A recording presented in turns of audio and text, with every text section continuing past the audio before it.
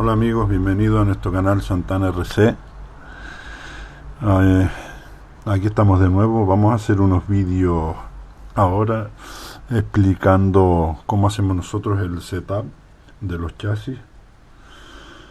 Entonces vamos a empezar paso a paso por donde empezamos, por la primera parte del setup, y así vamos hasta el final para que vean en qué posición vamos haciendo las cosas. Bueno, lo primero vamos a ir quitando los amortiguadores. Voy a irlos haciendo por partes para que no sea todo muy largo, y así ya los pueden ir viendo poco a poco, no todo de un tirón, que a lo mejor se hace más pesado. Esto sirve tanto como para el eco como para el nitro, así que se puede hacer en cualquiera de los dos. Siempre el eco y el nitro cambian algunas cosas después en la pista, pero casi siempre el setup es muy parecido. Cambia principalmente por el tema del peso, más que nada, y la entrega de potencia del motor eléctrico. Entonces nada, quitamos amortiguadores. Vamos a soltar la barra solo de un lado.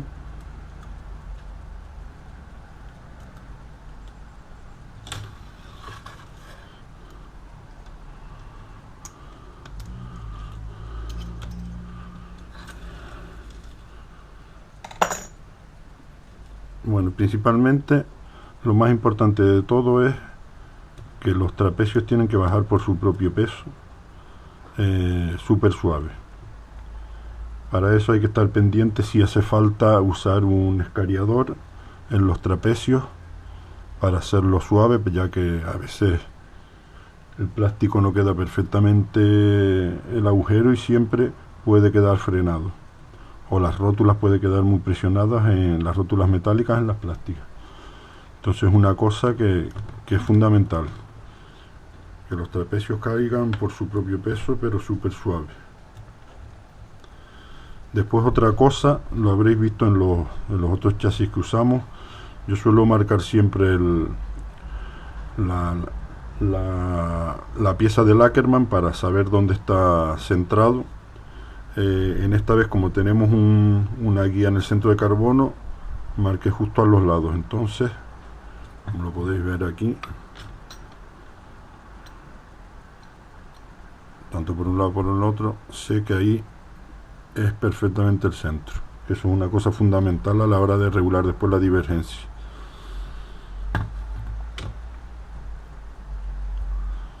Entonces nada, vamos a ello.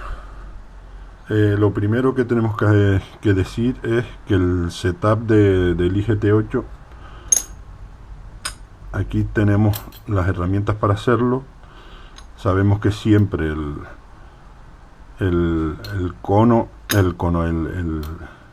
cuadrado tiene que tener la distancia igual que la escalera, para después saber lo que le damos. Entonces, para saber, como este chasis se mide justo debajo del hexágono, es decir, justo aquí, debajo del hexágono, en el plano del hexágono, pues entonces por eso se da la medida de 25, 26, porque tiene que tener una altura, es como si la medimos sin los cuadrados, es decir, de aquí abajo tiene que haber 25, por ejemplo, o 26 o 21, lo que sea. Entonces siempre se mide ahí, tanto la parte delantera como la trasera. Estamos hablando de que esto, por ejemplo, mide 40,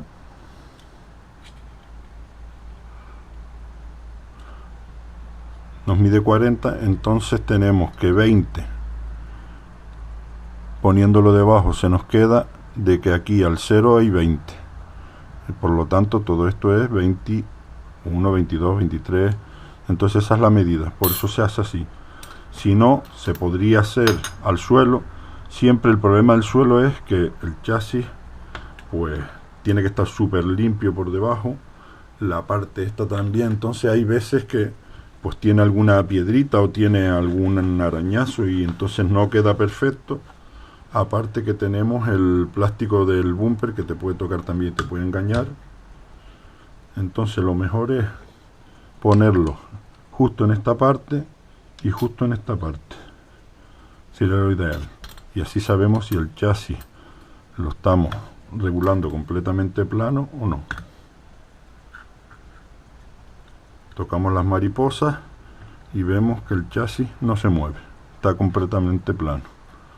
Entonces eso es lo que tenemos que conseguir, que el chasis esté completamente plano y que no balancee, que no esté cojo, porque puede ser de un golpe o ya te digo, de suciedad, de cualquier cosa que esté cojo. Entonces nos está engañando las alturas de los ejes.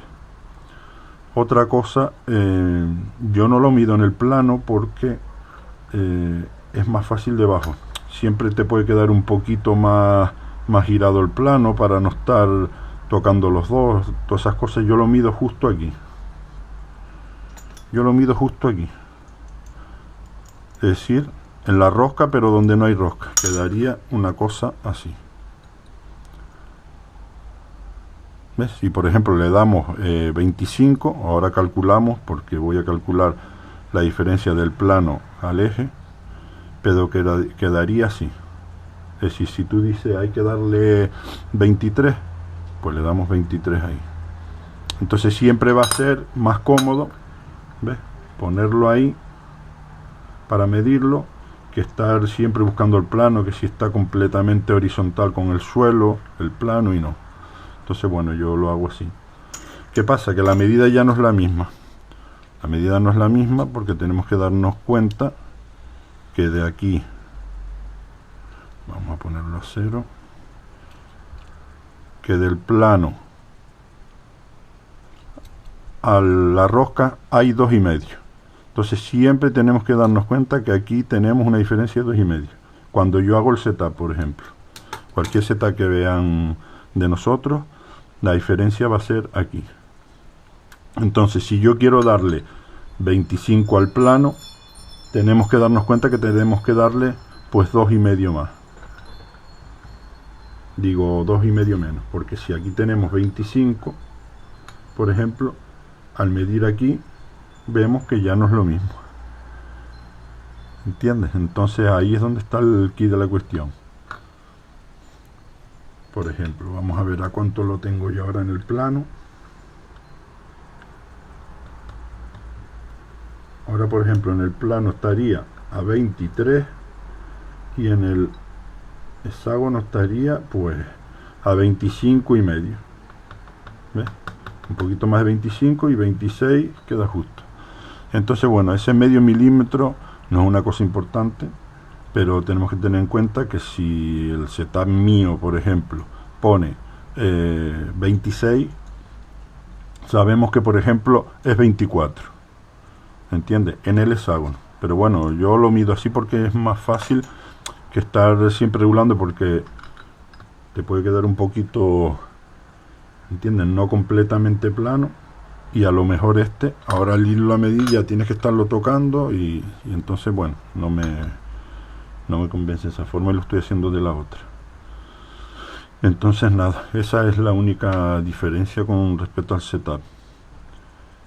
En cuanto a recorrido, siempre a todos los circuitos que hemos ido, la verdad que no hemos ido a mucho porque estamos empezando con el chasis, pero bueno, hemos ido a Valencia, hemos estado en nuestro circuito de La Palma y hemos estado en el circuito de Santa Úrsula. Entonces en esos sitios, bueno, pues hemos usado siempre un setup base, que es el que vamos a hacer ahora, que la verdad que está funcionando bien, y después ya depende de lo que queramos hacer, pues le damos pues más o menos. Por ejemplo, en el tema del recorrido tenemos que darnos cuenta que el recorrido trasero es muy importante a la hora del giro y del freno.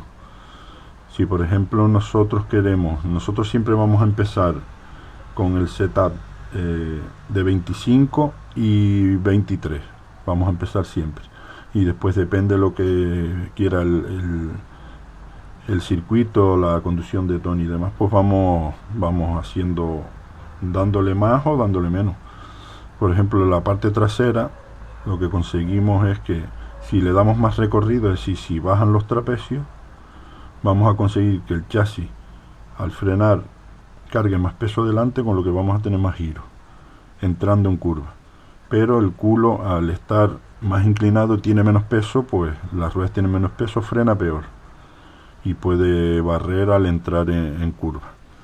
Entonces son cosas que, bueno, que eso depende de la conducción y el tipo de circuito y el grip que hay, pues hay que probarlo. Por el contrario, si le vamos quitando recorrido, el chasis siempre será más plano en curva, en cambios de dirección rápido es más ágil, pero por el contrario tenemos menos dirección entrando en curva. Lo que frenando es mucho mejor, porque frena más plano, entonces carga más peso atrás, con lo que el chasis siempre frenará más plano, no hará la inclinación esta. ¿Qué pasa? Cuanto más inclinación le demos, más recorrido, tendremos más agarre, pero haremos el coche más torpe, porque en los cambios de peso, de inercia, pues lo que hace es que el coche sea, ¿entiendes?, como más torpe. Entonces, bueno, es una cosa que tenemos que probar en pista, como digo, dependiendo de la pista, dependiendo del grip y dependiendo también del estilo de conducción de cada uno. Este es un setup que nosotros siempre llevamos, pero sí es verdad que siempre modificas algo, depende si quieres más grip o no, porque delante, por ejemplo, lo que hacemos es al contrario, si le damos más recorrido, bajamos más los trapecios, al acelerar lo que hace es que inclina más, se levanta más de adelante, con lo que conseguimos más peso atrás. Es decir, que acelerando tendríamos más agarre trasero, pero por el contrario la dirección sería más inestable al salir en curva. Y al contrario, si le quitamos recorrido, no carga peso trasero, puedes a lo mejor que te bote un poco el culo más acelerando, pero la dirección saliendo de curva es mucho más directa. Pero bueno, vamos a ello. Como dijimos, sin barra, siempre que los trapecios caigan por su propio peso. Y aquí, por ejemplo, nosotros que le vamos a dar 23, tendríamos que darle 25.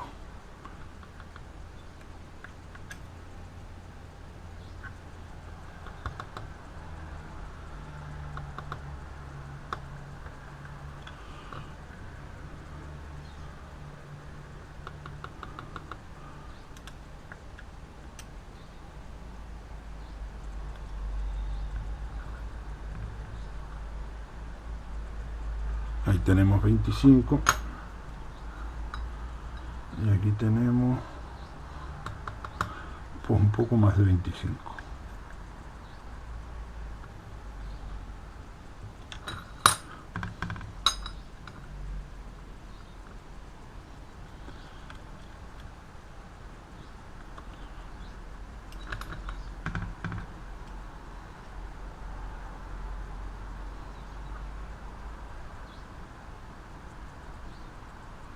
Ahí tenemos 25, que sería lo que dijimos, 22 y medio en el hexágono. ¿Ves? Porque si lo vamos a poner, ahí vemos que si lo vamos a poner en el plano, pues 22 y un poco más. Entonces era 22 y medio, que bueno, sería casi 23. Delante, por ejemplo, si le queremos dar 25, tendríamos que darle pues 27. Entonces vamos a ver cuánto tenemos. Tenemos ahora mismo 26.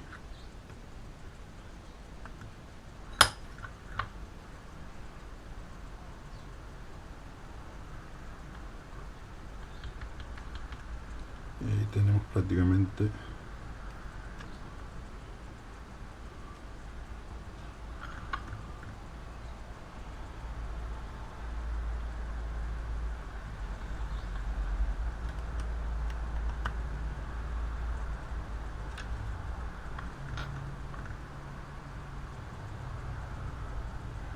yo lo hago con destornillador de bola, porque siempre a la hora de meterlo, como está aquí un poco un poco escondido, pues es más fácil.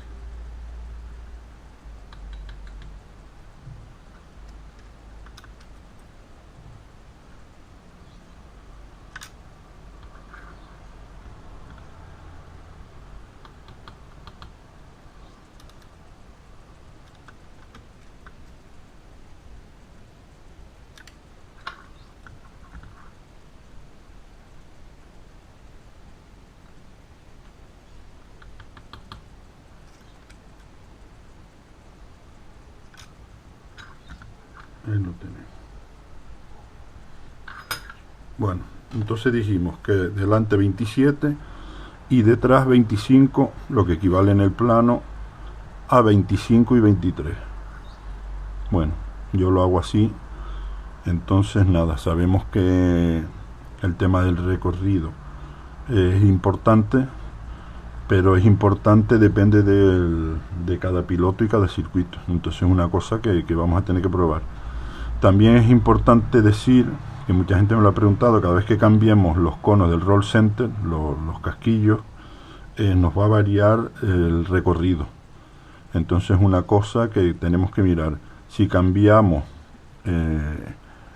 el ángulo de caída, le damos más o menos caída, también nos puede cambiar, porque lo que hacemos es que el hexágono puede bajar un poco o subir. No influye tanto, pero sí influye también.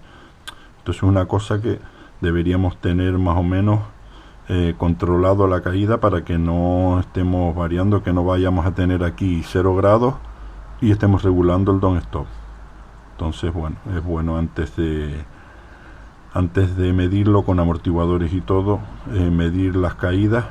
Nosotros por norma general a cada circuito vamos con 2 grados delante y 3 detrás, y después allí ya dependiendo del desgaste del neumático nos va indicando, pero por norma general influye.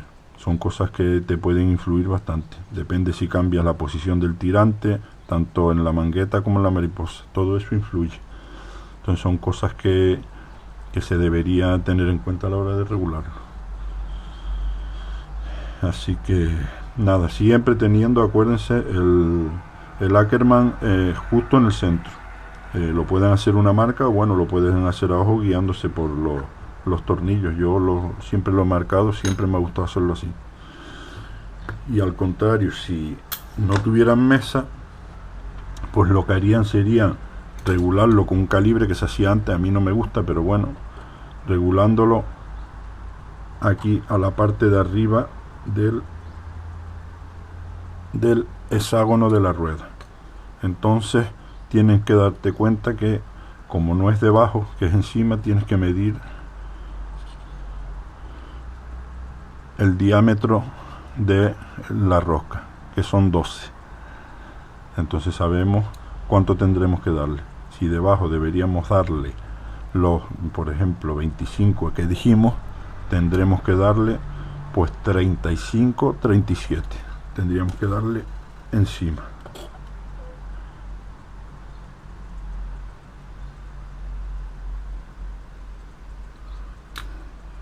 Y ahí lo tenemos, 37,70.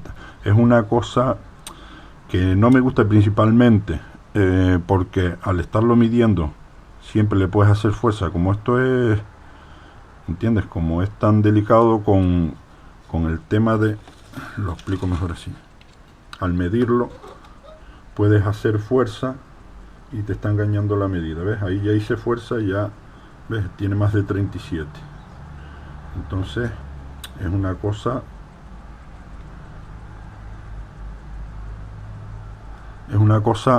que a mí no me gusta así, pero bueno, también se podría hacer así, ¿eh? Ahí tiene 37,14. Otra cosa es que siempre el calibre o el pie de raíz no sabemos si lo tenemos perfectamente, ¿entiendes? Perpendicular al eje. Lo podemos tener un poquito más y más midiéndolo, si lo medimos de lado todavía, pero también podemos medirlo, ¿entiendes? Es una cosa que, bueno, no es tan precisa. Yo antiguamente ponía, cuando corríamos en 1.5, ponía hasta un nivel arriba para saber si lo tenía completamente perpendicular, pero bueno, es una cosa que a mí no me gusta, pero se podría hacer también así, de esa forma. Entonces hay que tenerlo en cuenta para gente, por ejemplo, que no tenga un juego de escaleras y bloques que, bueno, sinceramente es de lo más económico que hay y la verdad que queda perfecto. Entonces nada, el próximo paso que vamos a hacer después de regular los down stop es regular las barras.